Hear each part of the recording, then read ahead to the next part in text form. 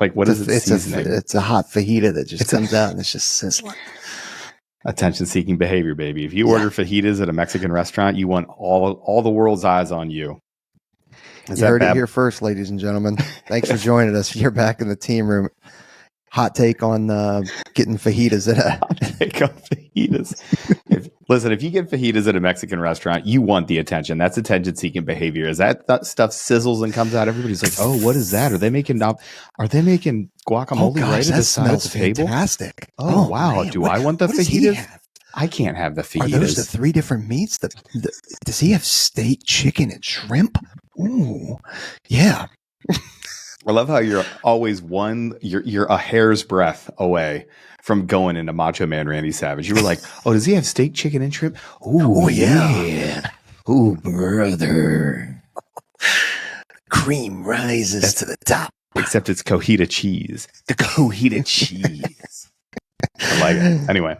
Well, welcome back, everybody. Thanks for joining us. Aaron and I are hanging out, and we were just, kind of pontificating about what the future fight is and what it looks like and how we can affect it and how you can affect it and all that kind of good stuff. So really a light topic.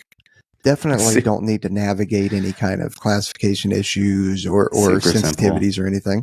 No. Everybody's going to find it super interesting. Actually, we're doing this for 2 fans. I can't wait to see both of your responses in the comment section. The reason that we're doing it, guys, gals, cones and quitters, is because listen, we get a lot of questions that if you just understood kind of like the picture, right? If you understand the bigger overarching picture of what it is that we do in the military and how, AFSOC works, you wouldn't have as many questions. The silly questions like, am I going to get to kick indoors, or am I going to be there in the future fight? Like, you say these things, it's not really well defined, right? Like the future fight. Like, what are we talking about? We're talking about the next conflict. We're talking about what are we going to do? Where do we think we're going to go on the world stage? These things have 10-year timelines. You guys hit us up in the comments and you're like, well, where's SR going to be in the future fight? What about combat control in the future fight? If you can't define those terms and you don't really know what you're talking about, well, then you're going to have a problem answering your own question. And that's always the goal here, is to get you to answer your own questions, because you all annoy us with your constant questions. That's a joke. That's a joke. Golly, relax. It's a joke. Relax. Easy. It's a joke. So, Peaches, for you, when we say the future fight and we want to start talking about like, hey, what are we actually planning for? What does the next conflict look at? Like 30,000 foot view. What are we planning for the next conflict? So, I mean, we always have plans, right? They're like the Pentagon and certain combatant commands, they already have, strategic level plans that are very, very, very classified and not touching that at all. But it's the kind of what we're planning for and what we're training for is the unknown, because we don't know where the next conflict is. We have ideas. We pay attention to skirmishes, in different locations. We pay attention to, political hostilities and coups and all that kind of stuff all the time. I don't know for sure, but we probably had an idea that the whole Ukrainian invasion was going to happen. Probably. I mean, I'm not in the intel community, but yeah, probably in 2014 when we replaced their government with one that was more amenable to us. But I mean, we probably knew then, but not, anyway. Different podcast. Probably not this one. Right. But but to your point, like we've been tracking those things, Ukraine specifically, like we've been tracking, those things. If you think that we just started like partnering with Ukraine out of nowhere and we're like, oh, hey, what's going on? No, we've been doing exercises with Ukraine for 20 years, 15 years. So we're doing a lot of the training based off of that, but also for the unknown, because that kind of goes into the whole, physical fitness, general preparedness. I'm just training for life. I'm not training for one specific event, except for if you are training for the pipeline, you should be training for the pipeline. But that's, again, a different podcast.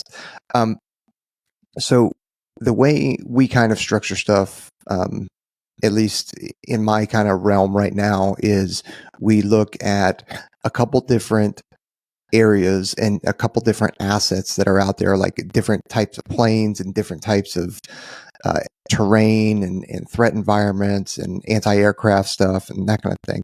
And we train and fight against that. And then we kind of reset, and then we will train against that threat now. And we don't, yeah, we will do easier threats, but that doesn't really do us much good, right? If we're not training for the most difficult threat, then when we do see and engage with that threat, we're going to have a greater loss of life and a greater loss of resources and assets. So kind of we're training for the toughest fight. And I'm not gonna, I won't name a country that we're shooting for, but you can probably, we're training against our peer adversaries, our pacing challenges, if you will. Yeah. Yeah. And that's the important, we don't have to name any country. You can call it country X, because we've been doing this really since the beginning of modern warfare. What we're doing is we're taking country X with system Y that can cause us harm, whether it's a surface to air missile, whether it's some sort of new airborne platform, whether it's a new unit that they're using on the ground with TTPs that can defeat ours. The only thing that we're doing is we're trying to figure out, okay, most likely scenario if we go head to head with this asset, with this threat, with this adversary, and then most deadly, what can they do that can deny us our ability to mass forces, to make actual tactical movements, to do all these things, right? So it's a little bit of wargaming, and it's a whole lot of trying to figure out exactly how to defeat those systems in real time, right? There's a difference between a bunch of really smart PhDs sitting in a room and going, oh no, we could totally do it by doing this, and then getting that solution into the hands of the operator in the field that can actually make it happen.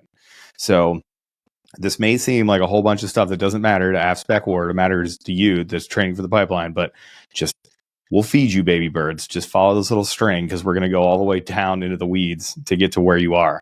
But it's not just training for like a no kid and kinetic fight, though. Right. It is training for, there's HATRs, there's humanitarian aid and disaster relief. That's what HATR stands for, folks. Boy, I sure hope I got that acronym right. That is correct. I love the second guessing. I love the oh no. Oh, did I get this right? I may have just messed that up.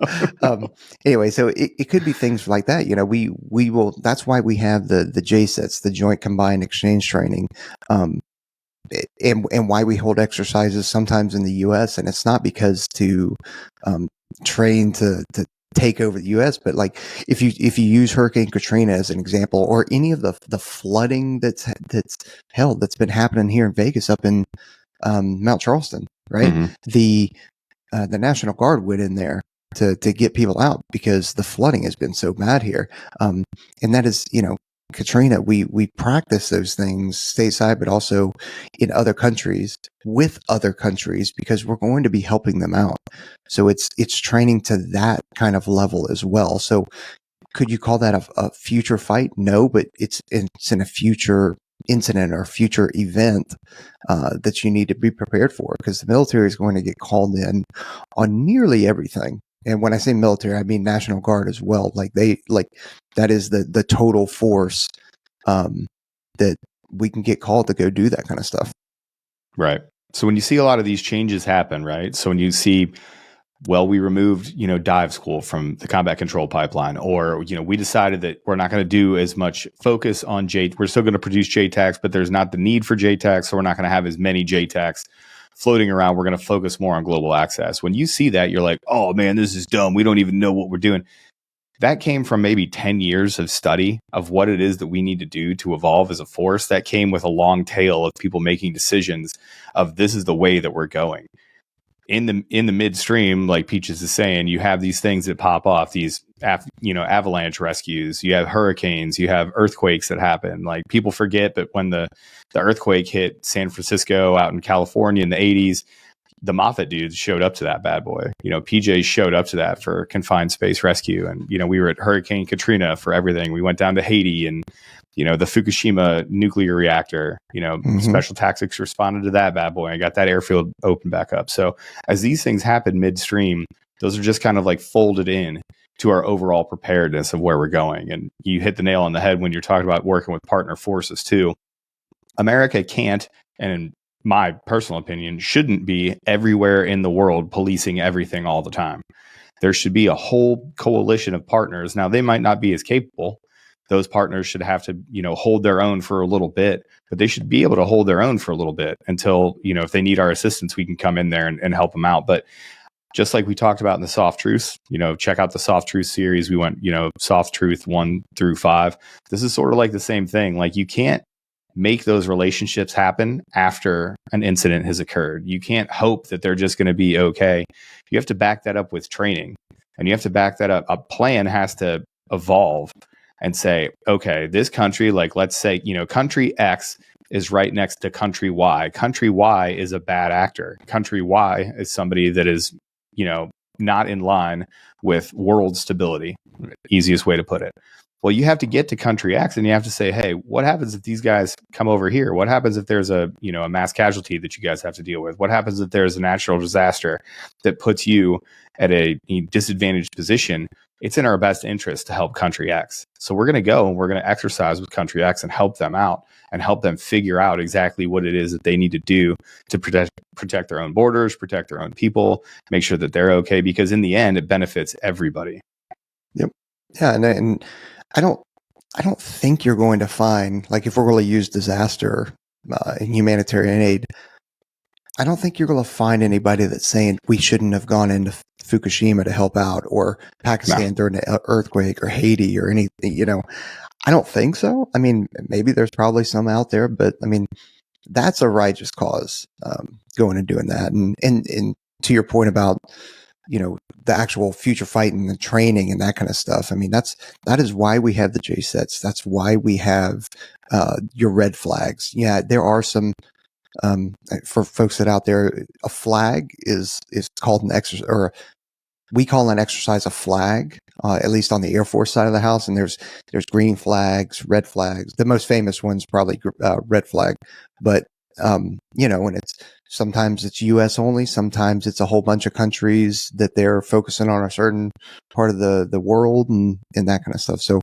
like, these training events and these training exchanges are always happening, just to ensure that everybody's staying kind of sharp and everybody's sharing information and tactics, techniques, and procedures. Yeah, for sure. What was the best exercise you ever went on? Oh boy. Well, the best named exercise. And the reason why I say name, not for you, but named exercise for the folks out there. A named exercise means that it has a name, and it's got a different funding stream and a different desired learning objectives, that kind of stuff. It was definitely one of the ones in Norway, probably. Cold response. Yeah, cold response. It's huge. It's amazing. Partly because it's in Norway, right? Which is an amazing country, amazing people. But we did a lot when we were over in England together, just on island. With the Brits, German KSK, like they were great. Like, there's so many of them now, especially after 24 years. Mm-hmm. Exactly. There's a lot of them. I think Jackal Stone for me was a really, really good one. So we did just a bunch of fun stuff. So we did a ram jump. So it's RAMB now, rigging alternate method boat.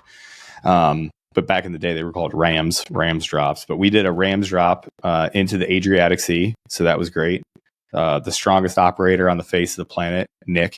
I watched him slip and fall to his back holding 55 horsepower engine, and it just landed on him. He just kind of shook it off. It was one of the most amazing things I've ever seen. Of course he did. Of course. Yeah. She's like, hey, picks this up. You mind taking this for me, brother? hey, brother. The other funny one, I was going through my fast rope master upgrade. So I was doing a training item. So I had to be very regimented in the way, my hand signals, everything that I was doing. And we're doing a bunch of iterations. We're on a 47. And I remember J-Mac was actually instructing me. It was hilarious. But I just remember, I would clap my hands twice and I'd be like, hey, and then I would pass the, get everybody's eyes on me and then pass the whatever. Well, it became very, very methodical. Well, I'm teaching a whole bunch of other nations soft. They may not speak English, but they knew how to make fun of the instructor. So it became this thing where I would clap twice and I would say, hey, and then they would clap twice and they would go, what? and then I would like give him my time call. It got to be really, really funny. Like it made it for one of the funniest training events. J-Mac and I were laughing really, really hard by the end of it. The other thing that they were doing, there was a call sign there, and there's a funnier back part of this story that I will not talk out loud because the funnier back part of the story is slightly classified or slightly sensitive, I guess. There was an aircraft, and the call sign was Beast 19, right? It says Beast 19. We're ready for pickup. Well, we were cycling through, picking up these, sister nation, soft dudes. And one of the European guys couldn't pronounce beast. He kept calling it Beef 19. And Beef 19, we're ready for pickup. Beef, you can come in, pick up us now. It was hilarious because the pilot was not having it. He would correct him every single time on the microphone. He'd be like, yes, this is Beast copies. We're going to come get you. Like a beast is on the way. Be like, okay, Beef, thank you. I can't say for sure, but I was pretty positive by the end that guy was doing it on purpose. Oh, for sure. Excuse me, Beef, come pick us up now. It was the funniest thing of all time. But we learned a lot on Jackal Stone. That was awesome, tooling around with those guys, working with the Polish Grom. Some of their snipers were ridiculous, like absolutely ridiculous. They're jumpers too. Yeah, oh, yeah. I remember, like, you want to talk about just fun kind of things, is something sensitive kind of politically, clacks off, right? And then we, like, because, when we were in Mildenhall, we were almost always on some kind of alert window. And so we went over to Poland for like a week or two and just jumped our asses off. That was our only job. Just go over there, jump, work with the Polish Grom, and these dudes, and it was bad weather. It was winter time, and these dudes would 1,000 feet, bad weather, right in the clouds. They're like, "I'm gonna get out of here," and it sounds crazy to think about. Like somebody just goes, "Yeah, I'm gonna get out of here," but they had the ramp down, starting at like 1,000 feet, just to go up, just to see where there would be holes in the weather, and they were over, and they're like, yeah, this is good. I'm just going to get out, and just fucking disappears. It's like, holy shit, dude. Come on.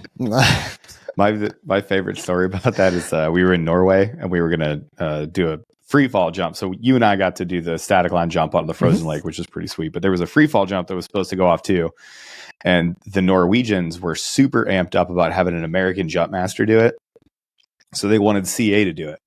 So they have slightly different rules, right? So we're talking about it, and he's like, he looked outside. I mean, it's wintertime in Norway, and he looks at the sky. He's like, there's no way that you're going to be able to see anything. There's no, we're going to fly up to negative 50 ambient temperature at 10,000 feet for us to open a door and look out and see that there's nothing but a cloud deck.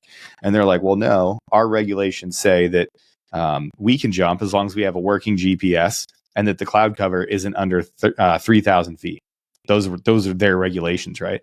So he's like, okay, well, we can't do that. We have to see the PI. And it was funny because one of the Norwegian jump masters looked at him and was like, do you not trust your instruments? Do you not trust the GPS and the airplane and the people on the ground with the radios that'll tell you that it is okay? and he's just like, listen, it's the regulation. So we all go up with him to jump anyway. And so he's gonna JM their thing. He opens the door and it is just solid clouds. Like you cannot see anything. The plane was flying above the clouds, but at like 5,000 feet, there was just this thick layer of clouds, like absolute blanket. You could not see anything. So, he's given all the time signals. He's communicating with the aircraft. These guys have these rucks that they stand up, full speed, like full stance. These things are like 2 inches off the ground. All they have to do is kind of like relax their shoulders, and the rucks are sitting on the ground. So like in order for them to walk, they just like stand up as tall as they can and then waddle to the back of the ramp. So the green light comes on where they're over, CA does his last check and he looks out and he looks at the guy, like the GPS is on, the aircraft, they've got good comms with the ground. Everything's good, but he can't see anything. So the Norwegians are super excited, like chomping at the bit, like, yeah, baby, let's go. He gave the funniest jump master go. Like normally, the jump master goes are very like to your left shoulder, and then you point out the door, looking at the green light, only the green light, and holding it there until the green light is on. Blah blah blah. He like looked out. He looked at the clouds. He looked at the first jumper. He's like, I don't know. Yeah, I guess go. And they just bounced, and it was fine. They, they get out, they open up under canopy where they're supposed to. They land on their intended target. It was great. Like those guys were professionals too. But just that's what they're used to, though. Yeah, right. Because exactly. if they waited for perfect weather in Norway to jump, they would never jump. Yeah. So it's a forcing mechanism for them. Yeah, exactly. Yeah. But hilarious. Just the absolute, just a shoulder shrug. Just like, I mean, yeah, I guess. Yeah. Okay. Yeah. Go ahead. If you want to go. Yeah. So as a guy that spent, 24 years preparing for the future fight and getting ready for the next thing all the time, and then not necessarily knowing what's going on, like you've seen a bunch of different stuff happen throughout your career. How do you stay motivated to continue to train for something that you don't know? You kind of mentioned it earlier with physical fitness, which kind of primed this question for me. But, people that do CrossFit, the biggest, kind of the biggest thing for them is like, what am I training for? If you're not a CrossFit Games athlete, it gets hard to stay motivated. So how did you stay motivated? So it's probably a little different for you and I, or you and me, versus the other folks coming in, because we always had a no kidding goal. Like it was deploy, return, rest, refit, train, deploy. So it's a little different now, but that's okay. It's not like it's worse or better. It just means that you've got to look for things in the kind of real world events that are going on, things that are kind of heating up, and go like, ooh, I wonder what threats do they have? Mm-hmm. What challenges do they have, like terrain wise, threats, and kind of train to that. It's a motivation, and a lot of it is, I'd say it's more of a dedication than a motivation, because motivation wanes. Mm-hmm. Whereas dedication goes like, I have to be ready. And that is one of the kind of terrible feelings, is when the alert balloon goes up and you're like, oh shit, I had unpacked this, or I'm doing laundry, or I'm not 100% ready. Because we would always have bags packed and ready to go, alert bags, so that you could just go into the cage, grab them and go. Or if you were TDY someplace else, you could tell somebody, go in my cage, grab bag A, B, and Delta. Yeah, exactly. And throw it, and just throw it into the ISU, and we're going. We've all had that point where it's kind of happened, and you're like, dude, I'm not 100% ready right now. And it's not a great feeling, because you feel so far behind the power curve. So it's always being ready, and you're not, it's a dedication to always being ready physically, having your things ready to go. That's kind of what I said. I wouldn't say it's a motivation, because there are times where it's just like, dude, another one, or another alert. Yeah. Because because you're going on alert doesn't mean you're actually going to go. Right. Yeah, exactly. And I think that's why we put so much of a focus on physical fitness too, because you don't have a time machine. Like when that flag goes up, if you've been slacking on your physical fitness, if you aren't ready to rise to a challenge, like you're a liability to the team at that point. Like that's why we put so much of an effort, to put in the time, the work, the dedication to physical fitness. It's not to pass, tests. It's not to look the part. It's because at any given time, there's a team right now that could be getting a call over here in the Pacific Northwest that there's somebody that's no kidding hurt, at the top of Mount Rainier, and they got to go get them. And they're the only people that can. That is not very far out of the realm of possibility. If Vegas gets a little bit worse, the Vegas, rescue teams could have to go and get into a dirty Swiftwater scenario, which is one of the toughest things to do, right? Like that will kill you if you don't pay attention, for 1 second. You can find yourself really hurting. And if you're not in your top physical condition, if you're not ready to go all the time, then you were going to be found wanting. And that is a bad feeling. Yeah, no, for sure. I mean, the dudes that right after 9/11 happened, they were the first ones out the door climbing up mountains. Dude, they weren't ready for that. Mm-mm. Not unless they were the JBLM crew, the 2-2 crew that happened to be doing mountains frequently. Just the all dudes the out time. at Herbert Field, flat terrain. Right. North Carolina, flat terrain. 7th crew, baby. Yeah. So you always got to be prepared, and that's kind of the crux of it. And that's not just about physicality. That's about training wise too. You should be sharpshooter. No. And I don't mean sharpshooter as in like a sniper. I'm talking about like your basic core shooting skills, not Air Force qualification. I'm talking about like actual operator type shooting. You need to be proficient at it. You need to be proficient at manipulating your weapon, going from primary to your secondary transitions. Like that is basic stuff. Knowing how to work your radios properly. We used to practice so much that I say we used to. Golly, that sounds like such a boomer thing. But dude, I can't do it now. But I was at a point where I could manipulate the radio and change the frequencies or change settings without looking at it. Right. Because it would be someplace where I couldn't reach it, or, I don't want to do a light. And it was just, kind of like the old texting where you could text a phone or a text message without looking at the phone. Oh yeah. T9 word, baby. Yeah. That was you could just best. and that was a form of readiness, you could, so it's doing that kind of stuff, but that's how we would do that kind of thing. Well, I think people misunderstand too. I think there's a misconception too of, once you get to be a special operator, you get out of the pipeline, you get onto your team, like everything is going to be high tech. You're not going to do, whatever. Dude, it is so much fundamentals. I mean, it is fundamentals all the time. My main food group as a team sergeant doing anything was that hip pocket training. Like if you're sitting around and we have, we're not doing anything. Okay, great. Go get 2 litters and we're going to see who can open up these 2 litters the fastest. Go get 2 Skedcos and we're going to see how many people, we're going to see which team of folks can get their casualty into a Skedco as fast as we possibly can and then get off target. Like that's the game. You'd be surprised. And you could do that with everything. Program 1 frequency on a radio and get a radio check. Disassemble your M4, put it back together. Like see how long it's going to take. Like you can do those things all day. Set up a 117 and get a sat shot out. Like those are the things that actually matter, because when, the world is blowing up around you, those are the little things that'll actually save your team's life. Getting a casualty into a Skedco and getting away from an area, that's a survival skill, essentially. Like your team needs to be able to do that. Getting that radio call out, that's a survival skill. You need to be able to do that. Well, and how many dudes, when you do that hip pocket training, go like, oh man, I just did this last week. I'm good. I don't need to do this. And it's like, dude, you're saying that because you're uncomfortable with this. Right. Like this should not be a dude, I'm good kind of thing. It should be a like, oh, okay, cool. Yeah. Freaking, here's there you go. My 10 seconds that I spent on this thing. Yeah. Yeah. Are you set? We're good now? Right. Yeah. I always love that too. I love the litter, setting up an Israeli litter, because people will be like, oh, I gotta set this thing up again. Okay, but it took you a minute and a half.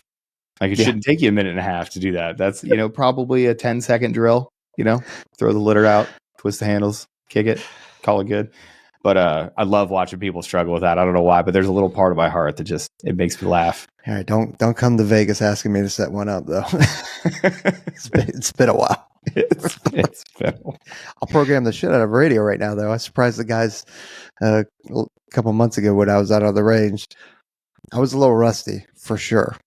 But I, busted out radio. I mean, once you get it once you know how to manipulate radios, it comes pretty natural. Mm-hmm. But CAS cadence and doing CAS, it can get a little rusty. Yeah. Yeah. Because they're all perishable skills. Yeah. It's just like anything else. It's medicine, it's ropes, it's anything we do. So the only way to be prepared is to constantly invest in yourself and invest in those skills. You know where I would invest in myself if I was getting ready to go to the pipeline? Peaches? Where's that? I'd go to attacklead.com. I'd actually go over to our site, onesready.com, and you can find all of the Attack Lead gear. But if you go over to attacklead.com, more power to you. I'm happy to send you to their website as well. You get everything you need to train for the pipeline. You can get it in a single pack. If you want to go Coast Guard rescue swimmer, you want to go PJ, MARSOC, Ranger, they've got stuff for first responders. They got tactical watches over there. They basically have everything you need. You can use our code ONESREADY at checkout, get a sweet discount. If you don't want to have to type in a code at checkout, guess what? You just go to our store, you pick out what you want, you grab your stuff from Attack Lead, and on you go. Ready for the future fight, which is what we're talking about in this episode. So go over to attacklead.com, check them out, use our code ONESREADY at checkout, or go over to onesready.com and check out all the Attack Lead gear, which is on our website as well. Yeah, man. It's one of the few places you're going to be able to find the high volume masks massive snorkel that the guys are actually using in the pipeline. So, the whole train how you're going to fight kind of thing. I understand. Well, you might be fighting for your life, for your life, son. Yeah, but that's who am I to say that you're fighting for your life? But maybe you're really good at it, and maybe you're really good at it. You're not fighting for your life, or maybe you're terrible in the water and it's a fight every day. But either way, they got the stuff you need. Either way, they got the high volume masks to help you practice. There you go. Yeah, and those things are surprisingly hard to find too. Just as an aside, that's what I'm saying. That's why it's like, hey man, this is the one place that you can go to that has the exact same mask. Right. So yeah, there's a bunch of CCT and SR candidates out there right now. Sad boy hours. They're going to go buy that mask just not to get a bubble. That's going to be tight. That's going to be tight. Sorry, boys. Sorry, PJ candidates. Don't worry. You're good. I actually got asked on a podcast about dive school being removed, and let's just go, baby. How you feeling about it? Like Trent and I talked about it yesterday. Like we kind of hit it more from the angle of like, I've never seen anything like that. Obviously, the internet is the internet. So, we put out the dive episode where we talked about, what we thought was going to happen. And, that was obviously wrong right away because generals do be generaling, you know what I mean? they're just doing wild stuff. But how are you feeling about it? So I put it in the same vein as being critical of leadership. Mm-hmm. Right, of DoD leadership, our civilian leadership, just like people should be critical of me, right? And me and the commandant of the weapons school, like you should be critical of decisions that we make and that kind of stuff. I don't necessarily agree with it. However, I would say that there are probably variables in that equation that drove them to make that decision that I am not privy to, that I'm just not aware of. However, with that said, I would love to see the whole equation. I'd love to see all the variables, because if I had to, what I've been told is it's a funding and a resourcing issue, that it's cheaper to cut it. I would love to see those numbers, because I would actually argue that it's probably not cheaper, or if it is, it's nominal, because it's not that much money to send somebody to dive school. It is not that much money. If you already have a dive program at a unit, it is not that much money to maintain that program. Now, it sure as hell is if you need to start one up, because now you're already behind. Now you got to buy all that equipment, and now it becomes expensive. And you can't say that there's not a real world, take the combat dive insertion and infill out of it. What about just the humanitarian side of it? Like, how many times has Aspect War been asked to dive to do body and equipment recovery? Okay. I think you were over in England at the same time we did it in that river during that winter, right? We did it off the coast of Devon, off the UK, I think, as well. Ever heard of the Thai rescue? Ever heard of the Thai cave rescue? Anybody? Yeah, I mean, that was chump. That was easy. It was a walk in the park. They only made 3 movies about it. Street bullshit. They only made 3 movies about it, and the only reason that was successful, and like I'll say it for them, like I don't think the guys on the ground would say it, but if it was not for Air Force Special Tactics and their diving expertise, that would not have gone the way that it went. Yeah, like they would have had more people die, because people did die in that rescue attempt. So yeah. So I don't agree with it, like flat out. I don't agree with it, but I'm also holding a bit of reservations, just going like, okay, maybe they know something that I don't. And that's valid, because there's a lot of things that I don't know or that I'm not privy to. But if it is what we have been told, and that it's a funding and resourcing, I'd have to see those numbers, because I don't agree with that. Yeah. I'd like to see the math too. Right. But again, if it's something else, like, okay, well, we should probably put that out. I say we, like, because it's not Aaron and I that know what it is. Right. But like, if you want to kind of not silence the herd, but just kind of like, hey, guys, let's let dust settle, and here's why we made that decision, that'd Mhm. probably go over really well. I would think it would too. And I think that's what people are frustrated with is the non-explanation. Just like, hey, we're going to do this. It came out via so everything moves at the speed of social media now. So I get it. Like stuff breaks, text messages get leaked, and then all of a sudden people are in a tizzy and they feel like, oh, you didn't tell us this fast enough. But is there a way that they could have gotten ahead of it? Is there a way that they could put this out in a more deliberate manner? I think that answer is probably yes. This stuff, again, just like the plans that we were talking about early in this podcast, this stuff didn't happen overnight. This wasn't a couple conversations. Like this is months or years worth of a conversation that's been ongoing. So you would think like, okay, when it gets close to that point where somebody's going to make a decision, right? Somebody's going to slap a table and say, all right, yeah, we're definitely doing this. You would think that they would have the foresight to go, okay, this is going to go live here in, let's say, a week. Here's the memo that we're putting out. You could even make a short video. This is going to be crazy, but you could actually like get your messaging out via the appropriate PAO channels. And you could actually explain to the force, you guys are going to hear that this school is going away. Here's our reasoning. Hopefully you guys could fall in line for this one. And it would save all of the drama. Well, and that's not to say that every decision that is made should be, go through public affairs and should be messaged to the force.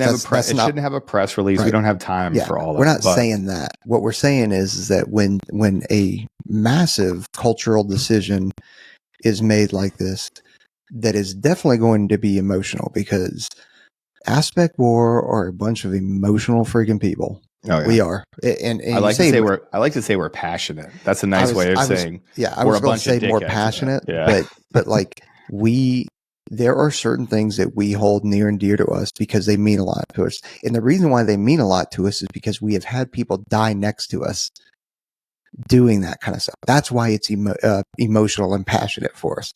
Right. So, no, not everything needs to be a press release or a video or a tweet or whatever, from the top. But, on certain things that we are very close to both of, I say both the GOs, but the kind of decision makers and the general officers that are involved in this, like that would have been pretty easy. So, and it goes back to being critical of leadership. Like, I would tell them that to their face. And I hope they see this and notice that. And I will, I would happily tell this to them very respectfully. Sure. I don't think anything that you have said or I have said is disrespectful. And it's about accountability, right? Like if I did something wrong or I messaged something incorrectly or didn't message something or made a poor decision or I made a decision that was unpopular, then I need to be held accountable about my poor messaging of it or my handling of the situation or whatever. Like I get held accountable all the time, as I should, because guess what? I'm going to hold the E4 accountable. I'm going to hold that tech sergeant accountable. So why can't I be held accountable? Right. It's tough. Boy, that went off on a tangent.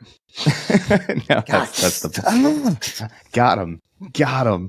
But I think that's the point, man. And I think that's what people are looking for. I think that's, the other part of this too. And people will lump things into buckets that they don't belong. Right. So when people look at this scenario, they're like, oh, great. Another thing that they're trying to cover up, or, oh, great. Another thing that they're trying to do. Like sure, it might be that. I can't say that it's not. I wasn't personally involved in the decision. I don't personally know the people. I don't defend people I don't personally know or decisions that I wasn't a part of. So, dude, I don't know. Sure, maybe it was, or maybe maybe they just did a bad job of communicating it, and you're looking for boogeymen that don't exist. Maybe. Yeah, and I don't want people to think I'm defending. I'm saying that it kind of goes along. There are three. When you hear somebody bitching about their freaking partner or a friend of theirs, and understand that there are three sides to every story, yours, theirs, and somewhere in the middle is the truth. Right. So and no, I don't necessarily think that some of these general officers are out to get us. I don't think that. That would be very malicious. I mean, and that's not to say that there aren't general officers that are very malicious. There are just as easily, if not more, probably E9s that are more malicious than Right. some of the GOs. Or just straight up incompetent, like or incompetent. That's the old Dan Holloway. So shout out to Dan Holloway and Citizen Pod, but Hanlon's razor. Hanlon's razor is assume incompetence before you assume maliciousness, because people are most likely incompetent and not probably malicious. There are people out there that just don't know what they don't know, and they're making what they think is the best decision. And it's very easy to look at those decisions and go, oh my God, you're actively trying to undermine this thing that I'm working on. And when in reality, they're just like, no, I just made this decision. It's because they're incompetent. Well, they're making decisions. Okay, so you have incompetence, you have making decisions based off of the information that they have, right? Like, I'm a fan of an 80% solution. Like, hey, go forward. Again, that there's 20% of error in there too, or guessing that could happen, right? But it's like we've gotten to a point of where we assume malicious intent everything. Like, take for example the two things right now: classified documents, right? There are three recent events. You have former President Trump, right? You got current President Biden, and then you have the Discord leak, right? I'm just going to use those three. Do you really think, and does anybody out there, apparently some people do, you and I have handled a lot of classified data. Do you think for 1 second that President Trump or President Biden physically carried boxes of classified documents into their garage or into their house in Mar-a-Lago? Absolutely not. Right. There is, they wouldn't ever touch those things. Right? Like, why am I picking up a box? Right. He's the president. Now, do I think Trump was like, oh, that's a great letter. It was the best letter that was ever written to me. Put it in a box. Like, do I think that he kept it because he liked it? Yes, 100%. Like, I think President Trump probably did that. Do I think, President Biden, for the same reason over his 50-year career in politics, do I think that he's got a collection of things that he thought was cool that also happened to be classified? Yeah, I do. Right. But it was a probably in somebody from the intel community that is, or aides that are carrying those boxes in to, like, it's not him just freaking filing it and like, ooh, look at that. And then so, but people are assuming malicious intent, and that's all political. And I got all that right now. When you start talking about purposeful Discord leaks, right, that is malicious. That is somebody who is trying to get clout and trying to go like, hey, look at this is what I got. This is cool. Check this out. Like, look how important I am. And having malicious intent. Like, I think those are two different kind of things. So I try and apply the same kind of Hanlon's razor, or whatever you want to call it, to orders or decisions that are made at the top. Like, okay, yeah, that was a bad decision. What information did they have? And also, don't think that there aren't these general officer staff. There's 04 majors, there's 05 lieutenant colonels, and on the Navy side, there's, commanders, lieutenant commanders, captains, all that kind of stuff all these filters, and they're all putting their own bias on things, and all that data is getting fed to these decision makers. They're, so a lot of times it's being like, they're getting skewed data. And I'm saying that because I saw it. I was on staff with Admiral Howard. I was on staff with General Clark, like, seeing how people are skewing data or skewing information to either not hide data, but just their own. And maybe it wasn't malicious. It was just like, hey, this is how I perceive that data. And my background being Air Force Special Tactics and Air Force Special Warfare, or my background being an Army Green Beret or a Navy SEAL. And they have their own personal biases, and that's how they shape and understand the data that's being passed, and they pass it forward. And then you take, an Admiral Howard, who is a SEAL, you take a General Clark, who was a Ranger, you take and you can go on and on. And they have their own personal bias, and they're making decisions that way. It's just, we're humans. We fuck up. Right. Yep. Yeah, there's no way to get around it. It's just one of those things. And Yep. The military system rolls on, baby, because we got other stuff that we got to do. Yeah, that's right.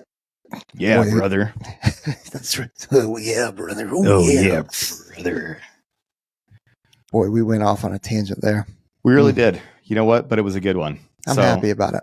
I was excited about it. And then we'll see where the whole dive school thing goes. We'll see, it's out of the pipeline for now. I think that's official messaging at this point. So we'll see how it goes from there, and we'll see what it looks like for controllers eventually getting that dive bubble further on in their career if they need it. That's going to be another set of challenges. So all in all, that just means that you got to be constantly physically ready to go to that dive school and be ready to go. I think that's actually going to be an unintended secondary benefit, an unintended second order consequence of the dive school getting moved on later in dudes' careers is, man, you better be hitting that pool, better be getting in that water a lot more often than you are now, because it's different than just training for the OFT. It's different than just taking that 1,500 meter fin swim. Like, you're going to have to do some water confidence training stuff. Man, I will say though, it does make my little heart happy. Like, sometime in the near future at a 2 series, coming near you, there are going to be grown operators that have been in the career field for a little while. They're going to be sitting on a pool deck and they're going to be going, dang it, back here again. Here we go. Getting ready for a pool session. Ooh, get it. That's going to hit differently, as the kids would say. Oh boy. Yeah. How you feel with the water con session right now? You want to hit the pool? No. I love it. Hey, what do you think? This is a peek behind the curtain, right? Like, Maki from Deep End Fitness out here in Vegas has invited me to come out, and he's like, dude, come on out anytime. And I have yet to be out. And the reason why is because you have your dive bubble. You don't have to hold your breath underwater anymore. Yeah. That's what the dive bubble means. It means that you can breathe underwater. Therefore, you don't have to hold your breath underwater anymore. That's why. And I haven't been there yet. Well, one, because of time and my travel schedule. Right. But two is like, I need to get a couple breath holds in the pool first. Like, at least to be able to comfortably make a 25 meter underwater. Because I took a long drink of water that I didn't take a full breath like when I normally do, and my heart rate went up to 180. like, I don't know what to tell you, man. I was just chugging water. Some water got in my throat. I quit right away. Yeah, I just I got to do Prime and Don and Maki proud showing up to one of their events. I can't just roll in some geek off the street. You gotta be handy with a snorkel, you know what I mean? Earn your keep. Man, that seems like a good place to end it, Peaches. Yeah, man. Well, we did go off on a tangent. We at least got 30 minutes by the notes. We at least got 30 minutes talking about the future fight, and then we went off on dive school. So yeah, in military leadership. So it'll be interesting to see. Not that any of them listen to it, but if you guys decide to turn me in and narc on me, we'll see what. Don't do that. We'll see if I freaking get any phone calls. Which, again, I'm happy to have. I run into the one general that everybody's pointing fingers at it. I actually see him quite a bit because he's out at Nellis a lot. So it'll be interesting to see. He is in the weeds. So it would not surprise me if he gets this clip. But again, I didn't trash you. I'm just saying, like, hey, here's some feedback. Could have been better. Just feedback. Yeah, it's just feedback, baby. That's it. He would hold me accountable. So I'm holding him accountable. And that's it, baby. So like and subscribe for more. We might be targets. We might be providing feedback. Who knows? It's exciting. But the only way that you're going to figure that out is by following what we do. So go over to onesready.com. Follow us on Instagram. Check us out on Facebook. We don't engage on there a whole lot. If you leave us a comment on there, it hits our Instagram message box. So that's pretty tight. Thanks, Meta. And yeah, check out onesready.com. Make sure to check out Attack League for all your training needs. And that's it for this one. Yeah, man. All right. Later.